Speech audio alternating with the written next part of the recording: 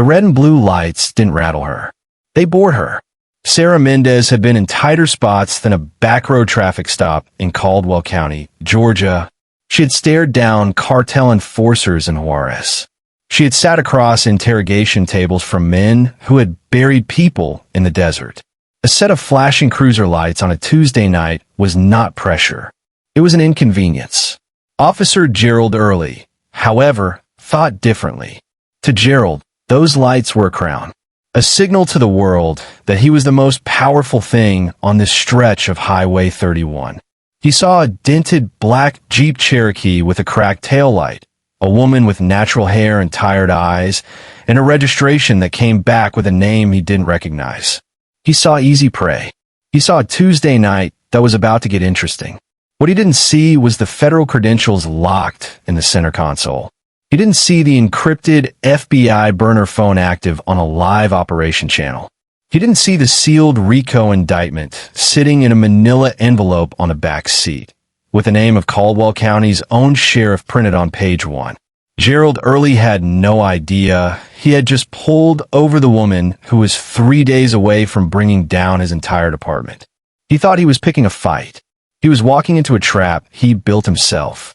There's a certain kind of man who mistakes a uniform for a personality, who wears a badge the way other men wear cologne, not for protection, but for effect. Gerald Early was that man. He had 17 use of force complaints in 6 years, 0 disciplinary actions, and a reputation in Caldwell County for knowing exactly which people to target and which people to leave alone. He had a system. He had a pattern. He had never once been wrong about who he could break. Sarah Mendez was about to be the most expensive mistake of his life. She signaled. She slowed. She pulled to the gravel shoulder with both hands visible on the wheel, the way her training had drilled into her 10 years ago at Quantico. She was not afraid. She was calculating. She was already running timelines in her head, already assessing threat levels, already thinking 3 moves ahead of a man who had never once considered that his target could be thinking at all. She watched him climb out of the cruiser in her side mirror. She saw the swagger. She saw the hand resting on the holster. She saw the particular kind of smile that belongs to men who have never lost. She had seen that smile before, on every man she had ever put in handcuffs. Gerald, she thought quietly, you have no idea what you just started. The humidity in Caldwell County was the kind that stuck to your skin like a second shirt. It hung over Highway 31 in thick, invisible sheets, turning the night air into something you had to push through rather than breathe. The Georgia pines on either side of the road stood perfectly still. Nothing moved. Nothing except the black Jeep Cherokee doing exactly 43 miles per hour in a 45 zone, and the cruiser that had been trailing it for the last 2 miles without cause. Sarah Mendez looked like she had no business being on this road. That was entirely the point. The Jeep was registered to a shell entity, a landscaping company out of Macon that existed on paper and nowhere else. The plates were clean but untrackable to anyone without level 6 federal clearance. Sarah herself was dressed for invisibility. A faded burgundy hoodie, worn jeans, a gas station receipt on the passenger seat, a half-eaten bag of chips in the cup holder. Her hair was pulled back loosely. Her nails were unpainted. Every detail of her appearance had been deliberately constructed to communicate one single message to anyone who looked at her. Asterisk nobody. Just a woman driving home. Asterisk. In reality, Sarah Mendez was a senior special agent with the FBI's Public Corruption and Civil Rights Unit, operating out of the Atlanta field office. She had spent 11 months embedded in Caldwell County, building a racketeering case so airtight that 3 federal prosecutors had described it as a career-defining indictment. The target was Sheriff Dale Pruitt, a man who had run Caldwell County like a personal fiefdom for 19 years, skimming asset forfeiture funds, running protection rackets for 2 illegal gambling operations on Route 9, and ordering the systematic targeting of black residents for pretextual stops that filled the county coffers and kept the right people scared. Tonight, Sarah was not Agent Mendez. She was nobody. She was a woman in a beat-up Jeep, and she was 3 days from the most significant arrest of her career. She checked her speed, checked her mirrors, exhaled slowly. Then the lights came on. She recognized the cruiser immediately. Unit 7, Gerald Early's assigned vehicle. She had studied every officer in this department for the better part of a year. She knew Gerald Early's file the way a surgeon knows an x-ray before they cut. 17 use of force complaints. 2 excessive search allegations dismissed before review. A pattern of stops on this exact stretch of highway, targeting vehicles driven by black women traveling alone after 9 p.m. It was so consistent, it had its own notation in her case file. She had flagged Gerald Early 4 months ago as a person of interest. She had just never expected to be his next target. Her jaw tightened, not from fear, from the particular frustration of a professional whose carefully controlled operation had just developed an unscheduled complication. Not tonight, she whispered. Asterisk, please. Not tonight, asterisk. But the lights kept spinning. Gerald Early killed the siren, but left the lights dancing. He sat in the cruiser for exactly 30 seconds before he opened the door, long enough to let the weight do its work. That was technique. Make them sit. Make them wonder. Let the anxiety build before you even show your face. It was the kind of thing nobody taught you at the academy. It was the kind of thing you learned from watching men who had been doing this a long time and never once been told to stop. He stepped out into the Georgia heat. He was broad-shouldered, thick through the chest, with a jaw that looked like it had been carved to hold a scowl. He wore his cap low. He rested his right hand on the grip of his service weapon before he had taken 3 steps. Not because he felt threatened, but because he knew what it communicated. He approached the Jeep from the passenger side. Another calculated move, forcing the driver to track him in the wrong mirror, to twist, to feel off balance before a single word was spoken. Sarah watched him in her side mirror. She kept both hands at 10 and 2. She breathed evenly. She cataloged everything. His gait, his hand placement, the angle of his body cam, the fact that he had deliberately tilted it downward before leaving the cruiser. She had seen that move documented in 2 separate internal affairs complaints in his file. Inconclusive footage. Every time, he leaned down to her window. He didn't speak immediately. He chewed gum slowly, looking her over with the particular brand of contempt that doesn't bother to disguise itself. His mirrored sunglasses, at night, a purely theatrical choice, reflected her own face back at her. License and registration, he finally said. No greeting. No explanation. Good evening, officer, Sarah replied, her voice measured and calm. Can I ask what I was pulled over for? Gerald's jaw tightened. The question wasn't loud. It wasn't aggressive. It was simply a question, and somehow that made it worse. People who asked questions thought they had rights. People who thought they had rights took longer to break. License and registration, he repeated. Don't make me ask a 3rd time. Sarah moved slowly, narrating every motion. My license is in my jacket pocket. I'm going to reach for it now. Keep your hands on the wheel. His hand closed around the retention strap on his holster. You don't reach for anything until I tell you to. Sarah stopped.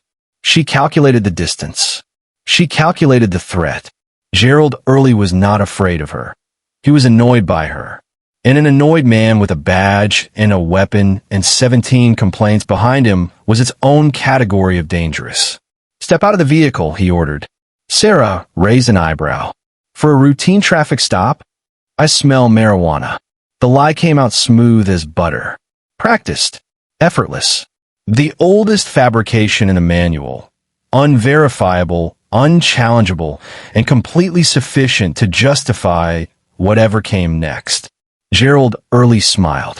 He had no idea the car was federally issued and had never once carried contraband in its existence. Step out, he said again. Now. Sarah stepped out of the Jeep slowly, both hands raised to shoulder height, every movement deliberate and visible. She was 5 feet 8 inches, athletic, and carried herself with the kind of disciplined stillness that should have communicated something to a man paying attention. Gerald Early was not paying attention. He was looking at her sneakers. He was looking at the fraying hem of her hoodie. He was building a story in his head, and she was just the prop he needed to tell it. "Turn around," Gerald said, twirling his finger. "Hands on the hood." "Officer, before we go any further," Sarah began, "I didn't ask you to talk." He stepped forward and placed his hand on her shoulder, pushing her toward the front of the Jeep with enough force to make her stumble. The hood was hot from the engine. She pressed her palms flat against the metal and held herself still. Every nerve in her body was trained for situations exactly like this one. Every instinct she had was screaming at her to move, to react, to end this in 3 seconds flat. She held still. "My credentials are in the center console," Sarah said, her voice dropping low and even. "I'm a federal agent. You need to open the center console before this goes any further, Gerald." The use of his first name landed like a slap. His hands froze mid-search. "How do you know my center console?" she repeated. "Open it." Gerald stepped back from her slowly. He walked to the passenger side of the Jeep and yanked the door open. He shoved aside the gas station receipt, the chips, the carefully constructed debris of her cover. He popped the center console. Inside, sitting on top of a folded Georgia road map, was a black leather credential wallet. Gold embossment. The seal of the Department of Justice pressed into the cover with the kind of weight that changed the temperature of a room. Gerald picked it up. He turned it over in his hands. He flipped it open. The gold badge caught the light from his own cruiser and threw it back at him. Asterisk Federal Bureau of Investigation. Special Agent Sarah R. Mendez. Asterisk.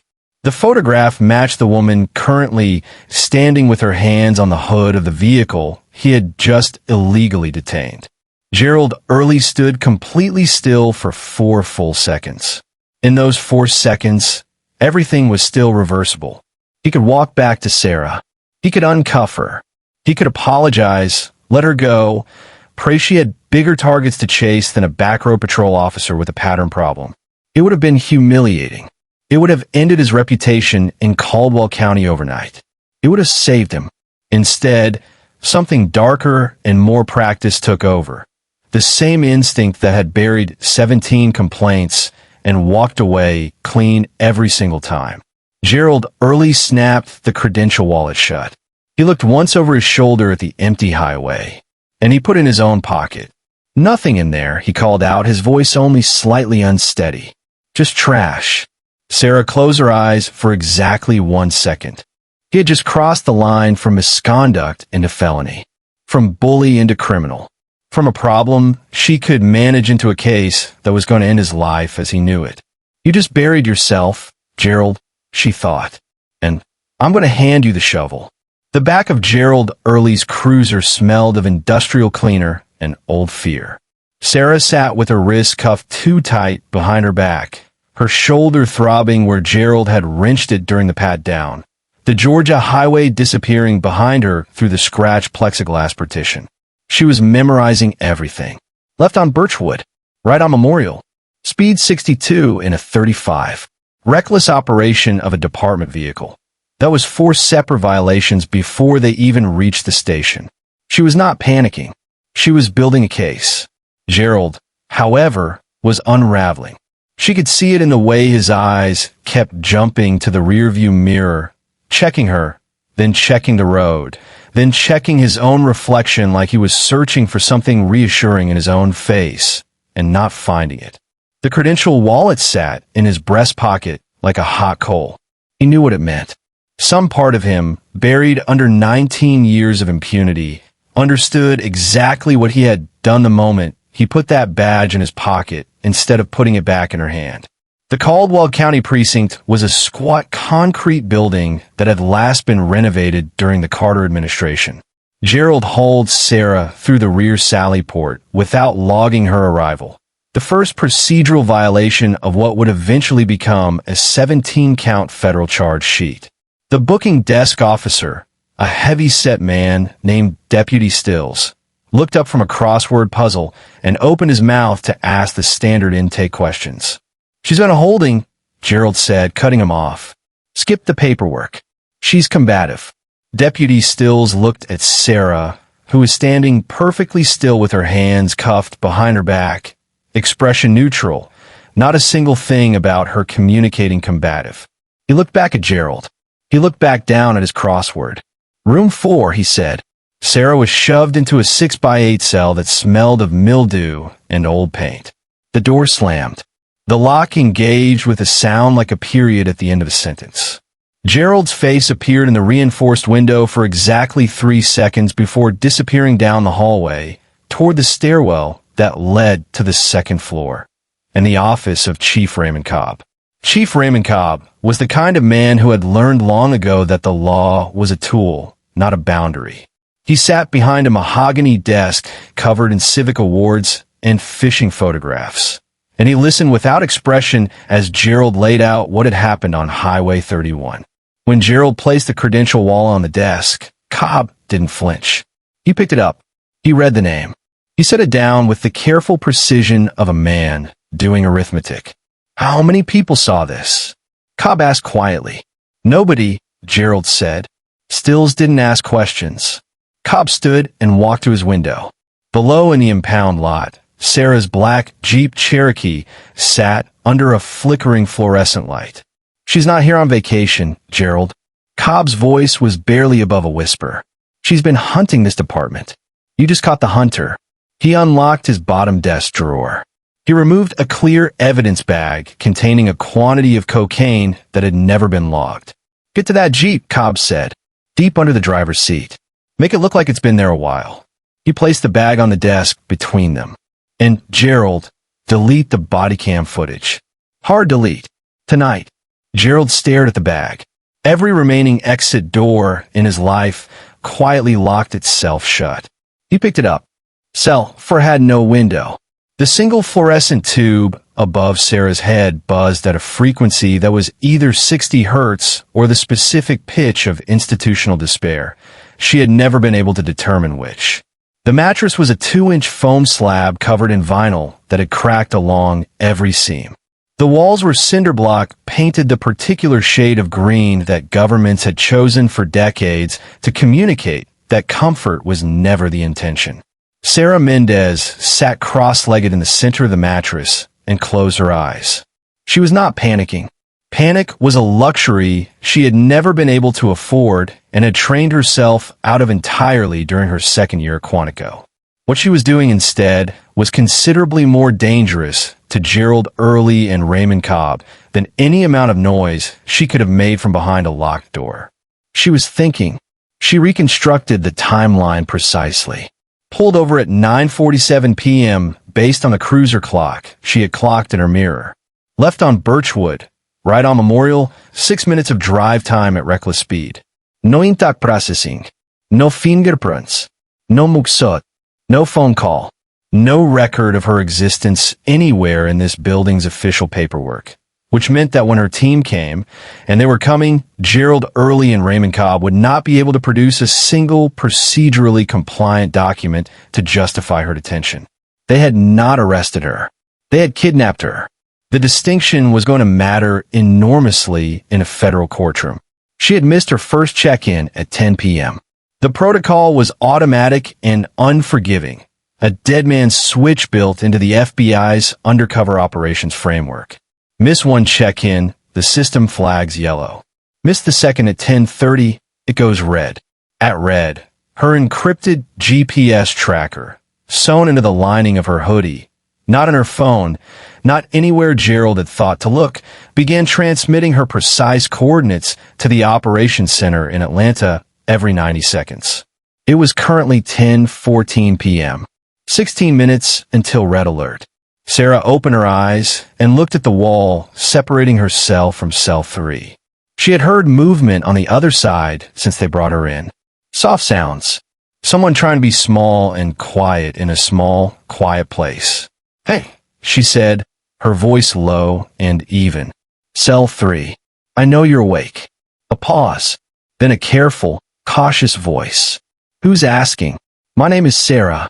I need you to remember one thing for me. Just one thing. Can you do that?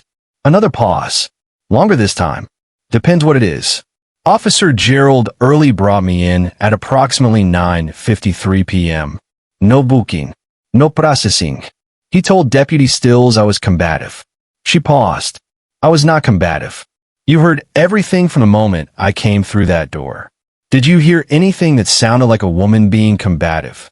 The voice in cell 3 was quiet for a moment. Heard a man doing a lot of yelling, it said finally. Heard a woman saying nothing much at all. Sarah nodded slowly in the dark. Remember that, she said. Word for word. They are coming, and when they get here, you tell them exactly what you just told me. She closed her eyes again. In Atlanta, an encrypted terminal had just turned red. The first thing Gerald Early heard was the helicopters. He was in the impound lot behind the station, crouched beside the open driver's door of Sarah's Jeep, latex gloves on, the evidence bag in his hand, the cocaine already partly worked beneath the edge of the floor mat. He had told himself the hard part was over. He had told himself the worst moment was behind him. That pocket, that credential wallet, that 4-second decision on Highway 31 that he had already reframed in his own mind as self-preservation rather than what it actually was. Then the sky above Caldwell County filled with light. 2 FBI tactical helicopters came in low over the pine tree line from the northeast, their searchlights cutting white columns through the humid Georgia dark. Gerald stood up slowly, the evidence bag still in his hand, and watched them with the particular frozen stillness of a man whose brain has received information it is not yet willing to process. Then the vehicles hit the front lot. 6 black Chevrolet Suburbans came through the precinct entrance in tight formation, moving with the kind of coordinated precision that announced federal jurisdiction before a single door opened. Behind them, 2 Georgia State Police units and a vehicle bearing the seal of the United States Attorney's Eastern District of Georgia. The convoy stopped. For exactly 2 seconds, nothing moved. Then every door opened simultaneously. 23 FBI agents, 4 U.S. Marshals, and a federal prosecutor named Diana Reese hit the ground in tactical formation. Agent Marcus Webb, Sarah's operations partner out of Atlanta, a man who had been running Red Alert protocol for the last 40 minutes with the controlled fury of someone who knew exactly what a missing agent meant, led the entry team through the front doors of the Caldwell County precinct with a federal warrant that covered every room, every filing cabinet, every hard drive, and every officer currently on the premises. Gerald Early was still standing in the impound lot, still holding the evidence bag. A searchlight from the second helicopter found him with the casual certainty of something inevitable. He stood in its beam like a man who had just now, in this specific moment, fully understood the distance between where he thought he was and where he actually was. He dropped the bag. It was the single most damning thing he could have done. A spontaneous confession performed in front of 2 helicopter crews, for external agency witnesses, and a drone unit that had been circling at 400 feet since the convoy left Atlanta, recording everything in high-definition thermal and standard optical simultaneously. Deputy Stills surrendered immediately, sitting down in his chair and placing both hands flat on the desk with the resigned cooperation of a man who had always known this day had a date attached to it. He just hadn't known the date until now. Chief Raymond Cobb was found in his office shredding documents. The shredder was still running when Agent Webb walked through the door. Raymond Cobb, Webb said, holding up the warrant. Federal Bureau of Investigation. You're under arrest for conspiracy, obstruction of justice, and civil rights violations under Title 18. He looked at the shredder. He looked at Cobb. Whatever's in there, we already have copies. Cobb sat down very slowly in his chair. 2 floors below, a cell door swung open. Sarah Mendez stepped into the hallway, her wrists still marked from the cuffs, her shoulders still throbbing, her expression carrying the specific calm of a person who had never once doubted this moment was coming. Agent Webb met her at the end of the corridor. "You're late," she said. "Traffic," he replied. The interrogation room at the Caldwell County precinct was the same room Gerald Early had used dozens of times to break people he had decided were already broken before they sat down. Same flickering overhead light, same bolted table, Same two chairs positioned with deliberate asymmetry. One comfortable, one not. Gerald knew every square inch of this room. He had authored confessions in this room. He had watched people collapse in this room like buildings whose foundations had been quietly removed while they were still living inside them.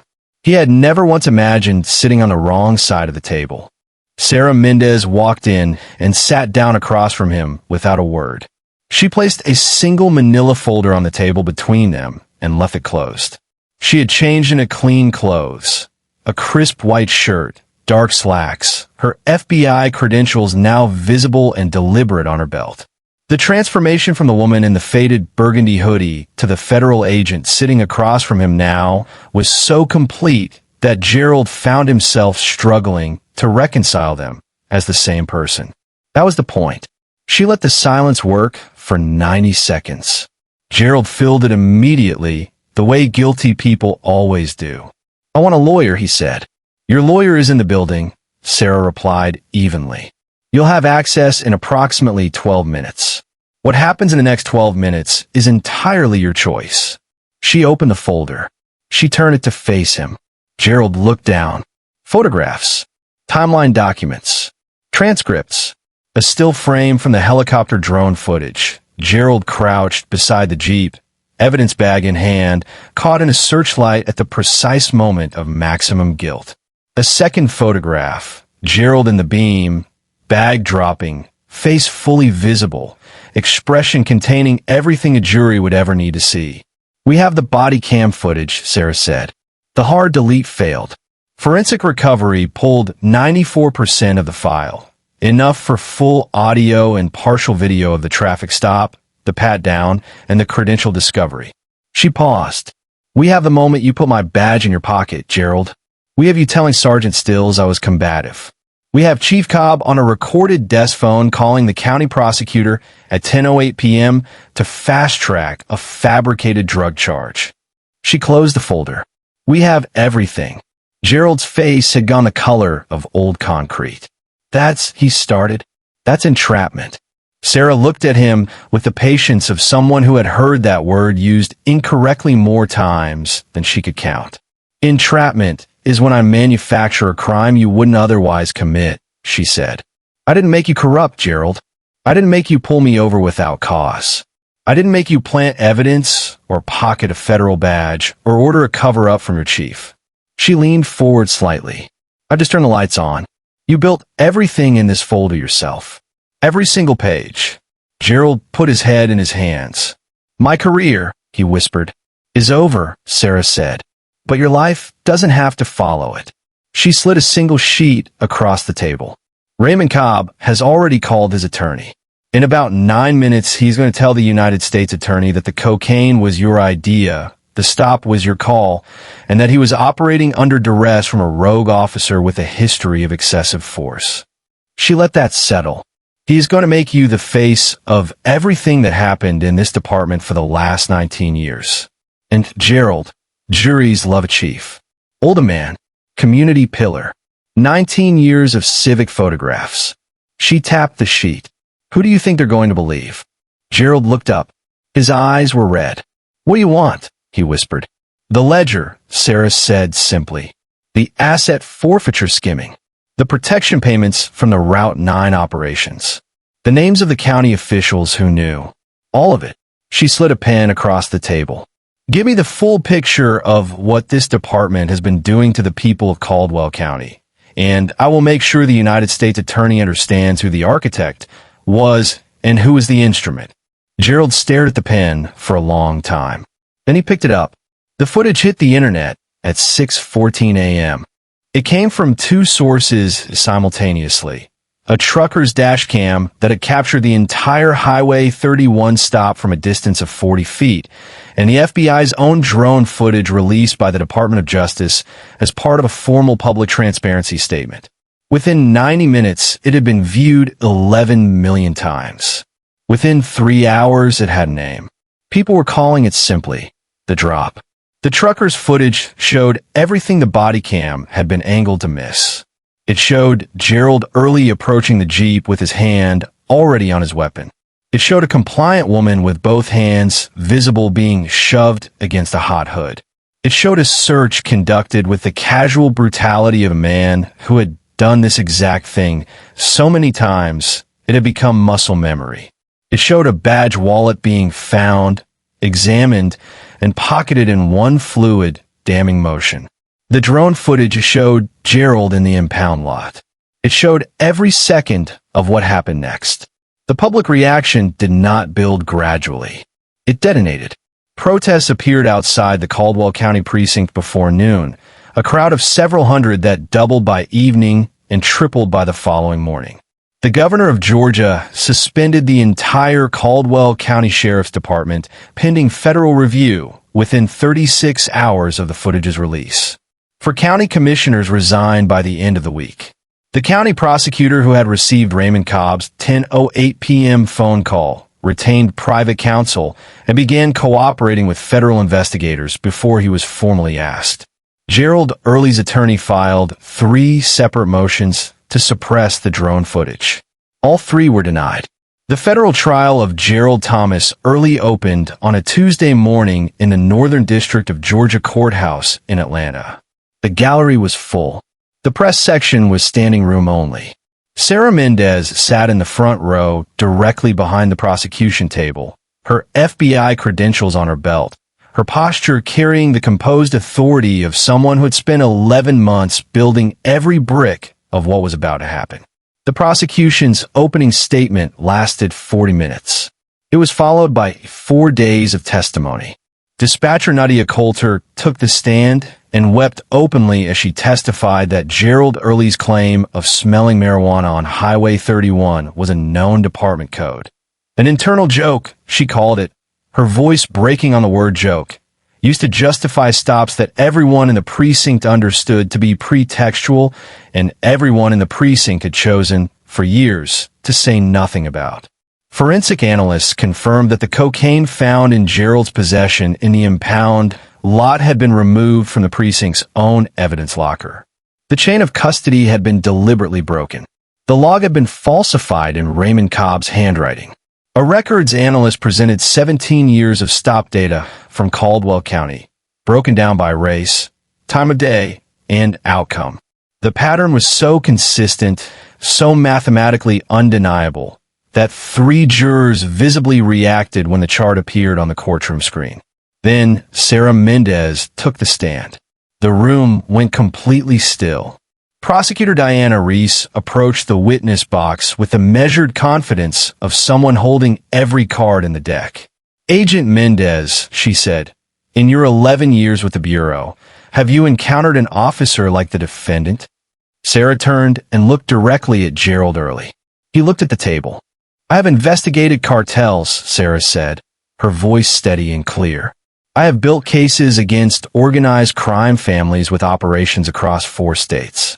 I have sat across from men who ordered violence the way other people order lunch." She paused. "I have never encountered a criminal who hid behind a badge with such complete and comfortable arrogance." Gerald Early did not bend the law. He did not work around it. He believed, genuinely and completely, that he was the law, that the badge made him untouchable, that the people he targeted had no recourse and no voice. She looked at the jury. He was wrong about that. He was wrong about all of it. And on the night he pulled me over on Highway 31, he was wrong about me. The jury deliberated for less than 4 hours. The verdict came back on a Friday afternoon. The 4 women stood with the kind of careful steadiness that people adopt when they understand the weight of what they are about to say. The courtroom was so quiet that the air conditioning system, a rattling, aging unit that had been complaining since opening arguments, sounded like machinery in a factory. "We the jury," she read, her voice measured and deliberate, "find the defendant, Gerald Thomas Early, guilty on all counts. Guilty, kidnapping of a federal officer. Guilty, civil rights violations under color of law. Guilty, conspiracy to manufacture and plant controlled substances. Guilty, obstruction of justice. Guilty, falsification of federal records. Guilty, guilty, guilty, Gerald Early sat completely still through all of it. The color had left his face sometime during the third day of testimony and had not returned. He stared at the table in front of him with the hollow expression of a man watching his own life being itemized and removed piece by piece, the way a house is emptied before demolition. Judge Carolyn Vasquez looked down from the bench with the kind of measured severity that comes not from anger, but from something colder and more permanent, from clarity. "Mr. Early," she said, "you did not merely break the law. You weaponized it. You used the authority entrusted to you by the people of this county to terrorize the very citizens you swore to protect. You targeted the vulnerable because you believed they could not fight back. You manufactured evidence, destroyed documentation, and attempted to imprison an innocent woman to protect yourself from the consequences of your own corruption." She paused. There is no greater betrayal in a civilized society than tyranny wearing the face of justice. The gavel came down like a door, closing forever. 22 years in federal prison. The U.S. Marshals moved to either side of Gerald Early with the efficient, impersonal choreography of men doing a job they have done many times. As they lifted him from his chair, Gerald turned. His eyes found Sarah in the front row, the last familiar face in a room that had just become the threshold of an entirely different existence. His mouth moved. 2 words, silent across the distance. "I am Sodakropka." Sarah looked at him for exactly 1 second. Not with anger, not with satisfaction, with the clear, settled finality of someone closing a file that had served its purpose. She said nothing. 18 months later, the Decatur Federal Correctional Complex woke Gerald Early at 5:30 a.m. every morning without negotiation. He made his bunk with military precision, not because anyone had taught him pride in the task, but because the alternative was punishment, and punishment here looked nothing like the authority he had once wielded so casually on the outside. He pushed a mop across the East Corridor every Tuesday and Thursday. He ate in a designated seat. He asked permission for things he had once taken without a thought. The other inmates knew who he was, what he had been. In a federal facility housing men who had been on the receiving end of badges their entire lives. That knowledge carried its own daily consequences. He kept his head down. He kept his eyes forward. He had learned, finally and completely, the particular weight of powerlessness that he had spent his entire career distributing to other people without a second thought. He was no longer Officer Early. He was inmate 44471-019. 18 months after the verdict, Sarah Mendez walked into a corner office on the 4th floor of the FBI's Atlanta field office. The plaque beside the door read, Supervisory Special Agent, Public Corruption Division, Southeast Region. The window behind her desk looked out over the city skyline, the morning light coming in clean and unhurried across the rooftops. A case file sat open on her desk. A new department, a new pattern, a new set of people being quietly crushed by the weight of authority that had forgotten what it was for. Her phone buzzed. Agent Webb. Asterisk well deserved. Now get back to work. Asterisk. Sarah smiled. She sat down. She pulled the file toward her. She thought about Gerald Early once. Not with bitterness, not with triumph, but with the clear-eyed understanding of someone who had looked directly at a system's worst instincts and refused to become smaller because of them. He was a reminder, nothing more. A reminder that the badge is not a crown. It is not a weapon. It is not a shield for the person wearing it. It is a promise to the people who cannot protect themselves. And when you break that promise, eventually, not always quickly, not always cleanly, but eventually, the truth finds a way to turn the lights on. She opened the file. Let's go to work, she whispered. And there it is. The full, unredacted story of Officer Gerald Early, a man who spent the better part of a decade using a badge as a hunting license, targeting people he had decided were too small, too voiceless, and too powerless to push back. A man who pulled over the wrong woman on a Georgia highway on a Tuesday night and set in motion the precise chain of events that would dismantle not just his career, but his chief, his department, his county prosecutor, and 19 years of carefully constructed impunity. All because he looked at Sarah Mendez and saw nobody. There's something worth sitting within that. Gerald Early was not uniquely monstrous. He was not some rare aberration that appears once in a generation. He was the product of a system that had told him repeatedly and without ambiguity that certain people did not matter, that their complaints would be filed and forgotten, that their voices would be noted and ignored, that the machinery of justice moved for some people and against others, and that he was permanently on the right side of that equation. He believed it completely. He was wrong. The thing about arrogance, and this is the part that Gerald Early understood only after the gavel came down and the marshals put their hands under his arms, is that it is not actually strength. It is a loan. It is borrowed confidence secured against a future that has not happened yet. And like every loan, it carries an interest rate that compounds quietly in the background until the day the debt collector arrives, and the number on the final bill bears no resemblance to what you thought you owed. Gerald Early borrowed heavily for a very long time. Sarah Mendez was the collection notice. 22 years is a long time to think about a Tuesday night. A long time to replay a 4-second decision made in the beam of your own cruiser lights on a dark Georgia highway.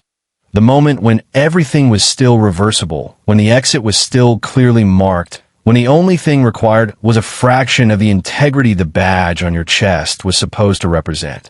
He chose differently. And somewhere in a federal correctional facility in Georgia, inmate 44471-019 is living inside that choice every single morning at 5:30 a.m. without exception and without appeal. Sarah Mendez is living inside hers too, in a corner office with a new file open on her desk and the absolute unshakable knowledge that dignity is not something that can be confiscated at a roadside stop on Highway 31.